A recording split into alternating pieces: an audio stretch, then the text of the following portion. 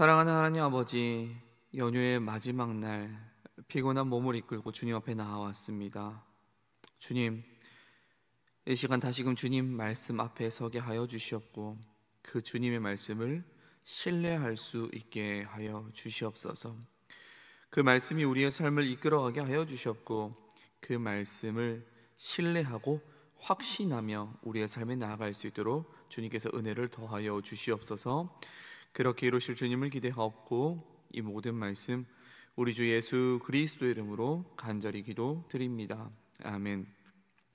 찬송가 200장 함께 찬송하겠습니다. 찬송가 200장입니다.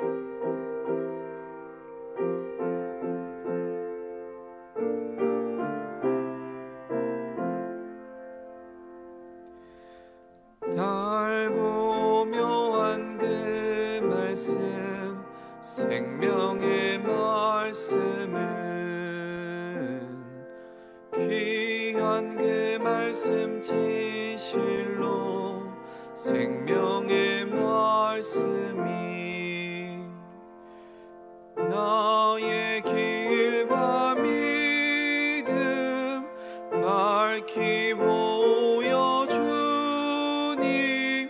아름답고 귀한 말씀 생명샘이로다. 아름답고 귀한 말씀 생명샘이로다. 귀한 주님의 말씀은 내 노래 되도다. 모든 사람을 살리는 생명의 말씀을 값도 없이 받아 생명 길을 가니 아름답고 귀한 말씀 생명샘이로다. 아름답고 귀한 말씀 생명샘이로다. 널리 울리어 퍼지는 생명의 말씀은 마음의 용서와 평안을 골고루 주나니 다만 예수 말씀 듣고 복을 받네. 아름답고 귀한 말씀 생명샘이로다. 아름답고 귀한 말씀 생명샘이로다.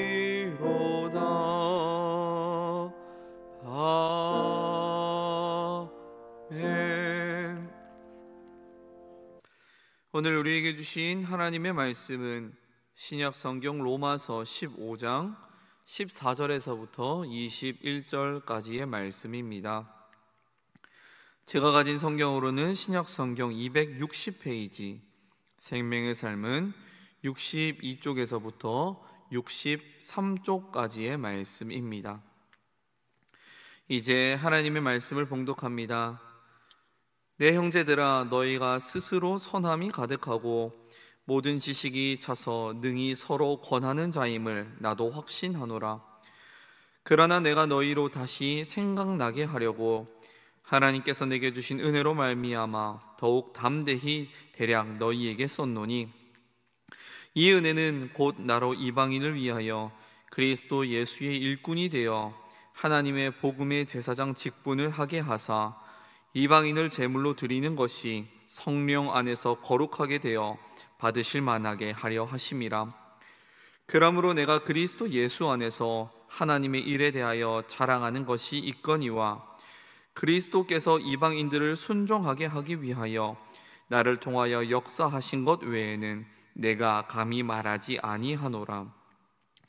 그 일은 말과 행위로, 표적과 기사의 능력으로, 성령의 능력으로 이루어졌으며, 그리하여 내가 예루살렘으로부터 두루 행하여 일루리곤까지 그리스도의 복음을 편만하게 전하였노라.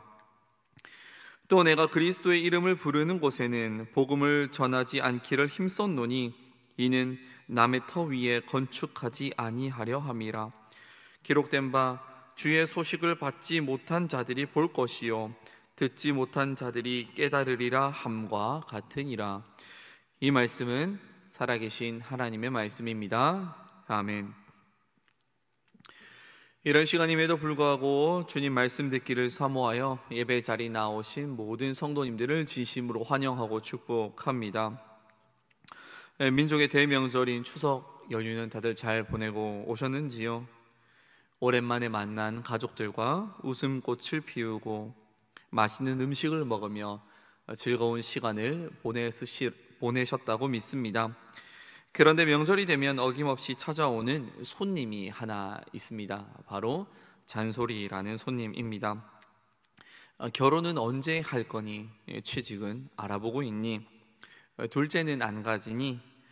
아마 이번 명절에도 이런 말을 듣거나 혹은 자녀들에게 이런 말들을 하신 분들도 계실 것입니다.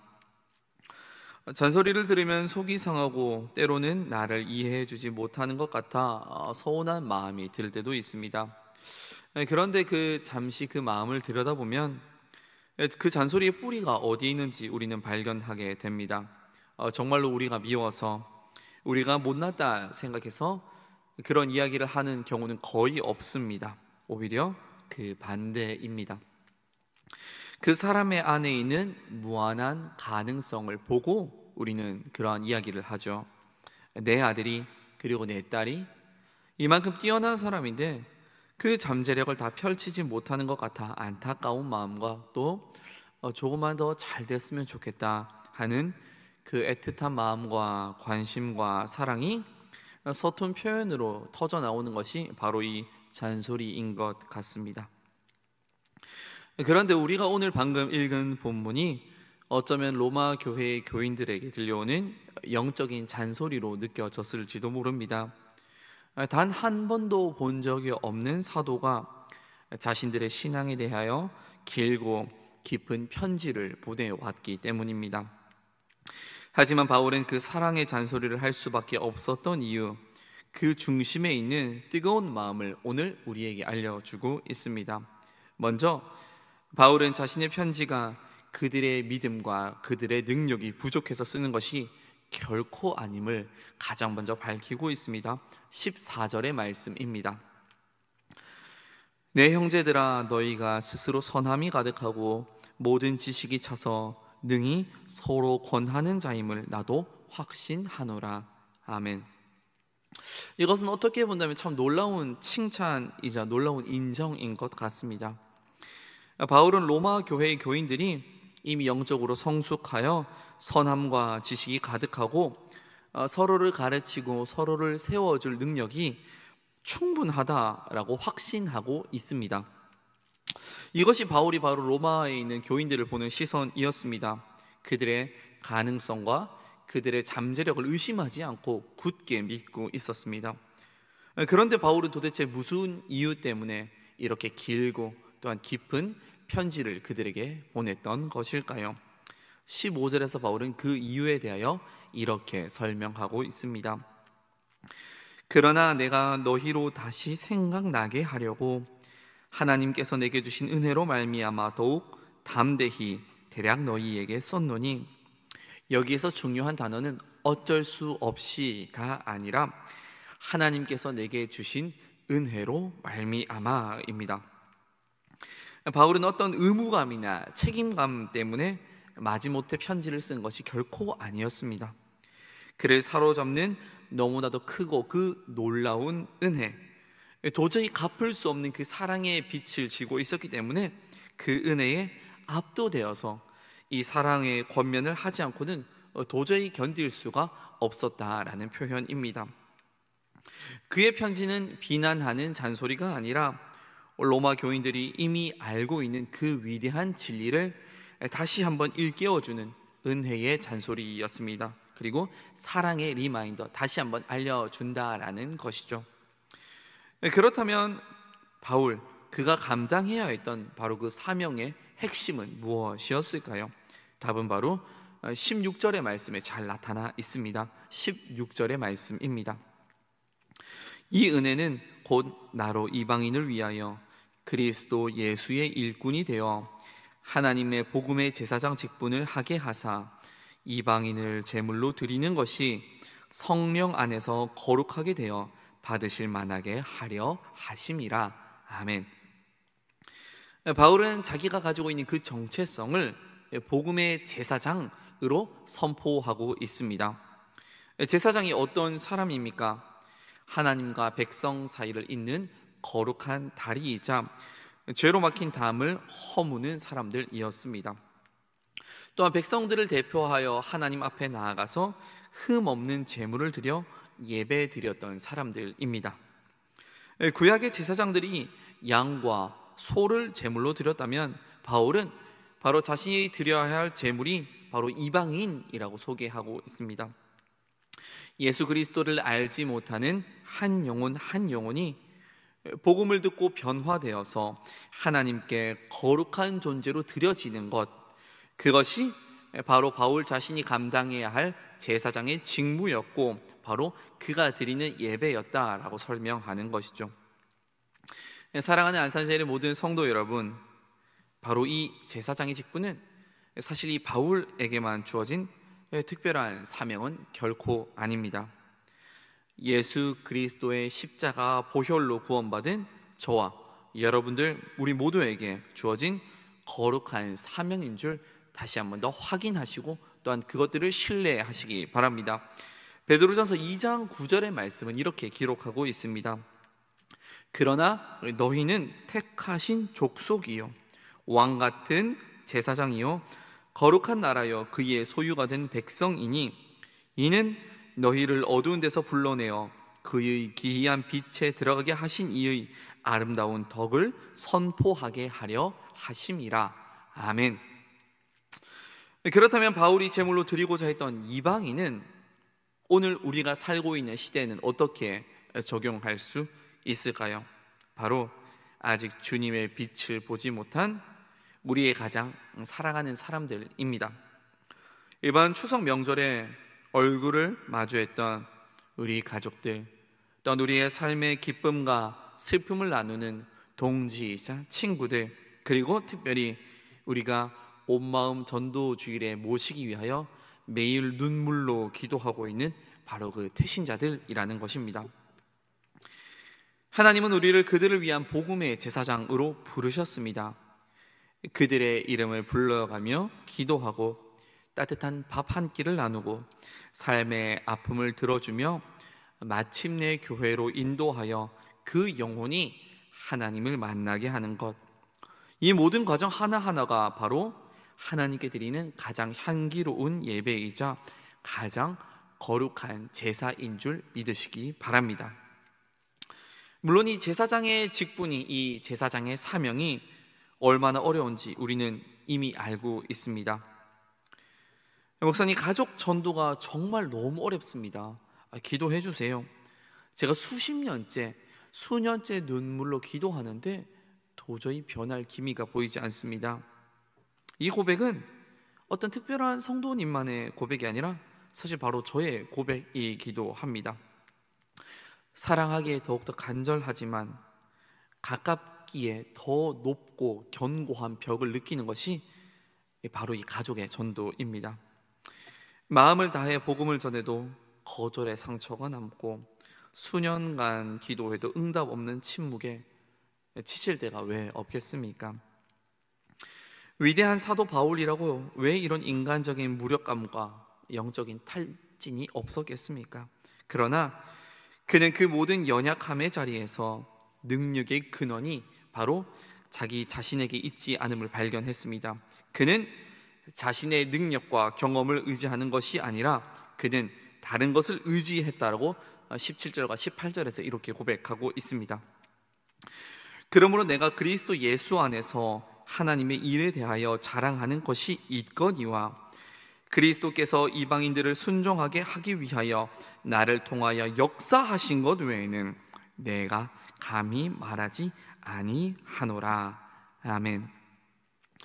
바울이 하고 있는 이 자랑은 세상의 자랑과는 근본적으로 다릅니다. 그의 자랑은 나를 내세우는 교만이 아니라 그리스도 안에서만 가능한 거룩한 자부심입니다. 내가 이만큼 했습니다가 아니라 그리스도께서 나 같은 사람을 이렇게 사용하셨습니다. 나 같은 사람을 통하여서 이렇게 놀라운 일을 하셨습니다 라고 선포하는 것입니다. 바울은 모든 영광의 방향을 정확하게 주님에게로만 돌리고 있습니다. 더 나아가 바울은 자신의 사역을 그리스도께서 나를 통하여 역사하신 것이라고 명확히 정의하고 있습니다. 그는 능력의 근원이 바로 내가 아니라 나는 그저 주님의 능력이 나타나는, 그 주님의 능력이 지나가는 통로일 뿐이었다라고 고백하는 것입니다. 물이 파이프를 통하여 우리 집으로 오듯 하나님의 구원의 역사가 바울이라는 통로를 통하여 이방 세계로 흘러갔다라는 것입니다. 이것이 우리에게 얼마나 큰 위로와 자유를 주는지 모릅니다. 우리는 능력의 발전소가 될 필요가 없습니다. 그저 주님께서 사용하시는 깨끗한 통로만 되면 됩니다. 우리가 그렇게 믿고 또한 그렇게 선포하고 그렇게 섬길 때 바로 주님께서 우리 가운데 역사하시고 열매 맺게 하실 것입니다. 그렇다면 우리를 통로 삼아 역사하시는 주님의 능력, 그 실체는 구체적으로 무엇인지 바로 이어지는 본문 19절에서 이렇게 고백합니다. 표적과 기사의 능력으로 성령의 능력으로 이루어졌으며 그리하여 내가 예루살렘으로부터 두루 행하여 일루리곤까지 그리스도의 복음을 편만하게 전하였노라. 아마 바로 그렇습니다. 영혼을 구원하는 능력은 우리의 유창한 말솜씨나 치밀한 계획에 있지 않습니다. 오직 성령의 능력에 있다라는 것입니다. 그렇다면 우리가 해야 할 일은 그저 순종하는 마음으로 입을 열고 사랑을 담아서 그 영혼들을 섬기는 것입니다. 우리의 연약함 그대로 주님 앞에 나아가서 주님, 저는 할 수 없습니다. 주님께서 저를 통하여 일하여 주십시오 라고 간구할 때 성령님께서는 우리의 어눌한 말을 통해 생명의 역사를, 우리의 서툰 섬김을 통하여 그 굳게 닫혔던 마음의 문을 여는 기적을 행하실 것입니다. 사랑하는 안산제일의 모든 성도 여러분, 설교를 시작하며 저는 잔소리 안에 담긴 서툰 사랑과 안타까움에 대하여 이야기했습니다. 자녀의 가능성을 믿기에 그리고 사랑하기에 하는 잔소리가 분명 있습니다. 하지만 세상의 선한 의도를 가진 잔소리조차도 그 시작점은 안타까움이나 부족함일 때가 많습니다. 바로 이것만 더 하면 더 좋을 텐데, 더 완벽할 텐데 라는 안타까움 말이죠. 그런데 그 잔소리가 너는 더 잘할 수 있어 라는 우리의 가능성을 채찍질한다면 바로 복음의 권면, 복음의 잔소리는 너는 지금 모습 그대로도 충분해, 너는 지금 모습 그대로도 충분히 가치 있고 존귀한 존재야 라는 우리의 존재 자체를 끌어안아 줍니다. 세상의 잔소리가 우리의 행위를 바꾸려 한다면 바로 복음은 우리의 정체성을 바꾸어 줍니다. 무엇을 해야만 사랑받는 존재가 아니라 이미 사랑받고 있기에 무엇이든 할 수 있는 존재로 우리를 새롭게 한다라는 것입니다. 그렇게 우리의 전도는 결코 세상의 잔소리가 되어서는 안 됩니다.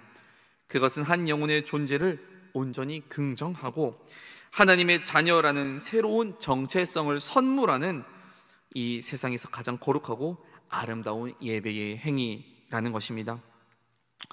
추석 연휴는 지났지만 우리의 삶의 만남은 또 앞으로도 계속될 것입니다. 그리고 우리는 이제 온 마음 전도주의를 향해 또한 달려가고 있습니다. 오늘 하루 그리고 남은 시간 동안 여러분들의 삶의 자리에서 복음의 제사장의 직분을 잘 감당하실 수 있기를 간절히 축복합니다. 말 한마디를 하더라도, 누군가를 위하여 밥 한 끼를 사더라도, 내가 지금 하나님께 제사 드리고 있습니다. 내가 이것을 통하여 하나님께 예배하겠습니다 라는 거룩한 마음으로 그 모든 삶의 자리를 걸어가시기를 바랍니다. 그럴 때 우리의 모든 일상이 영혼을 살리는 거룩한 예배가 될 것입니다. 그 길 위에 때로 지치고 낙심될 때라도 모든 것을 아시고 우리를 통하여 친히 역사하시는 성령 하나님께서 반드시 우리와 함께 하실 것입니다. 그리하여 우리의 삶이 예배를 통해 놀라운 구원의 열매가 맺히고 하나님께 날마다 영광을 올려드리는 저와 여러분이 삶이 되시기를 간절히 소망하고 축복합니다. 기도하겠습니다. 사랑하는 하나님, 혹시나 우리의 가진 능력만으로 복음을 전하려고 했던 우리의 교만함과 우리의 나약함을 용서하여 주시옵소서. 다시금 주님만 의지하고 주님을 신뢰함으로 말미암아 그 성령의 능력으로 날마다 복음을 증거하고 예배의 삶을 살아갈 수 있는 우리가 될 수 있도록 주님께서 은혜를 더하여 주시옵소서. 특별히 온 마음 전도주의를 위하여 애쓰고 수고하는 모든 인원 가운데에 하나님께서 능력을 더하여 주셔서 귀한 결실이 있는 온 마음 전도주일이 될 수 있도록 하나님께서 하늘 문을 열어 함께하여 주시옵소서. 이 안산제일교회 가운데에도 하나님의 넘치는 은혜를 더하여 주셔서 안산제일교회가 날마다 복음을 증거하는 교회가 되게 하여 주시옵소서. 사람을 살리는 거룩한 권면을 하는 교회가 되게 하여 주시옵고 그 복된 소식으로 말미암아 이 안산 땅이 회복되는 놀라운 역사가 일어나게 하여 주시옵소서. 길고 길었던 추석 연휴가 끝나고 이제 일상으로 돌아갑니다. 무엇보다 주님께서 허락하신 공동체 가운데에 놀라운 회복과 화합이 일어나게 하여 주시옵소서. 또한 참된 쉼과 참된 안식을 허락하여 주셔서 각자의 자리에서 삶의 예배를 실천할 수 있는 능력도 함께 더하여 주시옵소서. 사랑하는 허용환 담임 목사님께 모세의 영적인 지도력을 허락하여 주셔서 안산제일교회를 이끄시기에 부족함이 없는 목자로 세워주시옵소서. 이웃의 아픔에 민감히 반응하게 하시고 하나님의 마음을 품고 안산 땅을 회복시키는 것에 더욱 귀하게 사용하여 주시옵소서.